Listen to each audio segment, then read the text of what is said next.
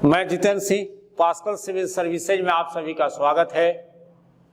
हम लोग जो है मौर्य साम्राज्य के विषय में पढ़ रहे हैं और मौर्य साम्राज्य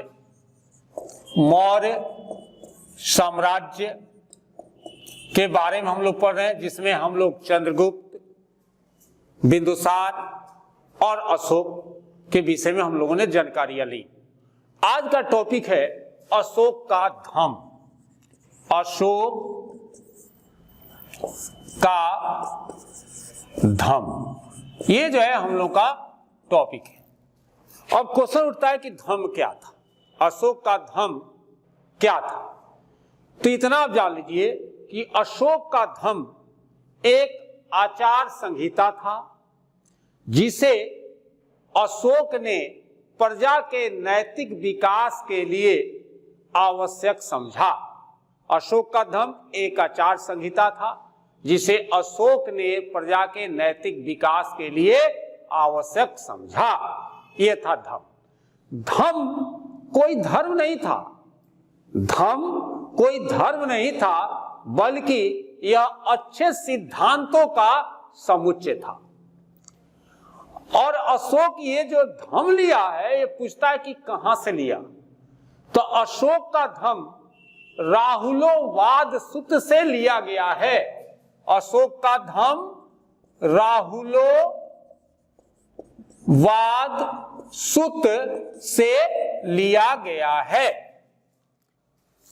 धम्म की व्याख्या दूसरे और 7वें स्तंभ लेख में किया गया है। धम्म में कल्याणकारी तथा अच्छे कार्य, माता पिता, गुरु का आज्ञा पालन तथा सेवा, अहिंसा, अनुशासन, दया, सत्य, साधुता आदि अच्छे तत्वों को शामिल किया गया था। यानी कि धम्म जो था एक नैतिक आचार संहिता था। इसमें धम्म की जो व्याख्या की गई है वो अशोक के दूसरे और 7वें स्तंभ लेख में की गई है।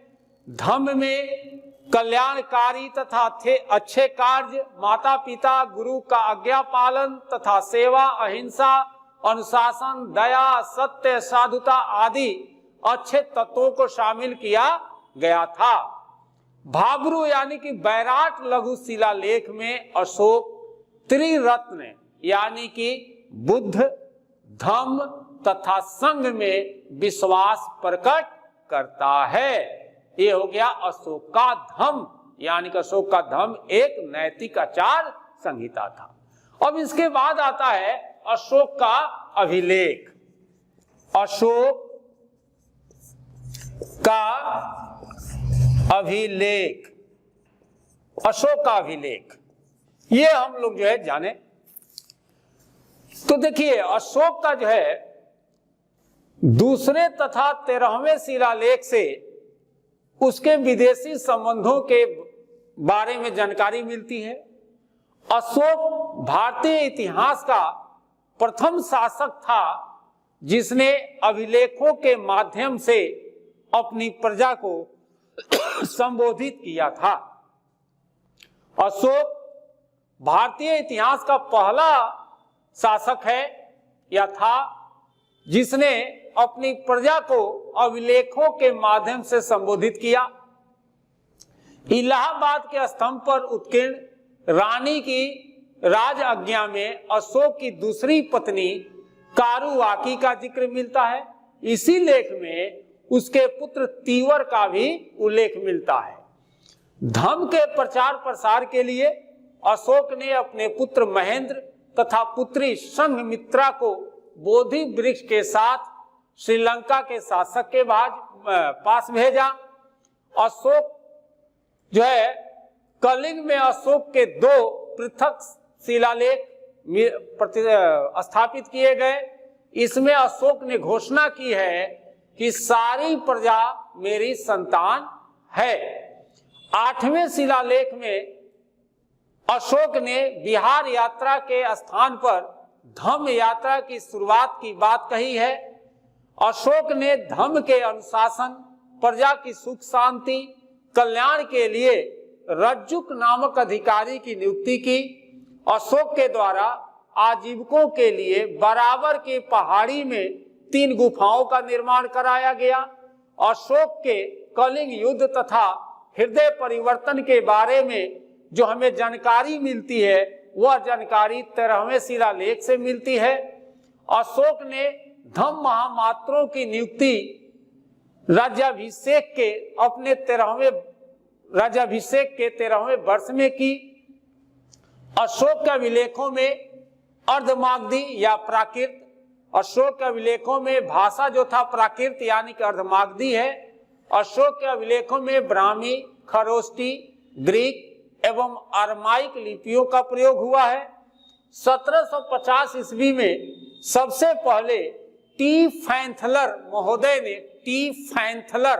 महोदय ने दिल्ली में अशोक स्तंभ का पता लगाया और सबसे पहले जेम्स प्रिंसेप ने 1837 में 1837 में ईस्वी में अशोक के अभिलेख को पढ़ा। सामान्यतः भारत में जो अभिलेख पाए गए हैं वो ब्राह्मी लिपि में है। मानसेहरा तथा शाहबाज गढ़ी के शिलालेख में खरोष्टी लिपि का प्रयोग हुआ है। कंधार से ग्रीक एवं अरमाइक लिपि के अभिलेख मिले हैं। अशोक के सभी स्तंभ अभिलेख ब्राह्मी लिपि में लिखे गए हैं। चंपारण यानी कि बिहार में लौरिया नंदनगढ़, लौरिया अरेराज तथा रामपुरवा स्तंभलेख स्थित है। अकबर ने कौशाम्बी में स्थित स्तंभ लेख को इलाहाबाद में स्थापित करवाया है। मेरठ तथा टोपरा स्तंभ लेख को फिरोज शाह तुगलक ने दिल्ली मंगवाया। कौशाम्बी, सांची, सारनाथ, इलाहाबाद, रुमनदेई तथा निगलीवा में लघु स्तंभ लेख मिले हैं जिसमें अशोक के राजकीय घोषणाओं का उल्लेख है।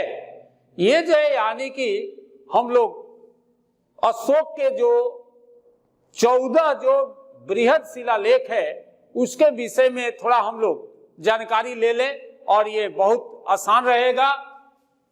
तो हम लोग जो है थोड़ा इस पे चर्चा कर लेते हैं। अशोक का जो है 14 बृहद जो शिलालेख है, शिलालेख में जो वर्णित विषय इसके बारे में हम लोग को जानकारी थोड़ा ले लेना चाहिए। तो ध्यान रखिए कि पहला शिलालेख, प्रथम शिलालेख में अशोक ने अहिंसा पर बल, पशु बलि की निंदा किया है। यानी कि प्रथम शिलालेख जो था उसमें अहिंसा और पशु बलि की निंदा की गई है। दूसरे शिलालेख जो है, इसका 14 बृहद शिलालेख का हम लोग चर्चा कर रहे हैं। तो पहले शिलालेख में क्या है? अहिंसा पर बल है, पशु बलि की निंदा की गई है। दूसरा शिलालेख है उसमें समाज कल्याण के लिए कार्य करना, मनुष्यों एवं पशुओं के लिए चिकित्सा की व्यवस्था एवं जड़ी बूटी आदि के उत्पादन की बात की गई है। तीसरा शिलालेख में ब्राह्मणों तथा श्रमणों से उदारतापूर्ण व्यवहार करने को कहा गया है। चौथा शिलालेख में धम्म संबंधी नियमों का उल्लेख किया गया है। पांचवा शिलालेख में धम्म महामात्रों की नियुक्ति की बात की गई है। छठा शिलालेख में आत्मनियंत्रण की शिक्षा की बात की गई है। सातवां शिलालेख में सभी संप्रदायों के बीच भाईचारे सहिष्णुता की बात की गई है। आठवां शिलालेख में धम्म यात्रा को बात की गई है। नौवां शिलालेख में उपहार तथा शिष्टाचार का उल्लेख किया गया है और 10वां शिलालेख में प्रजा हित को ध्यान में रखने की बात की गई है। 11वां शिलालेख में धर्म की व्याख्या और बड़ों की आदर करने की सलाह दी गई है। 12वां शिलालेख में सभी मतों के प्रति सम्मान की बात की गई है और 13वें शिलालेख में कलिंग युद्ध का वर्णन तथा अशोक का हृदय परिवर्तन और विदेशी राज्यों का वर्णन है। और 14वें शिलालेख में जनता को धार्मिक जीवन जीने की प्रेरणा तथा उपरोक्त जो शिलालेख है उसमें अगर कोई अशुद्धि है तो उसको शुद्ध करने की बात की गई है। ये रहा अशोक का 14 बृहद शिलालेख। अब हम लोग फिर अगले वीडियो में मिलेंगे। जय हिंद, जय भारत।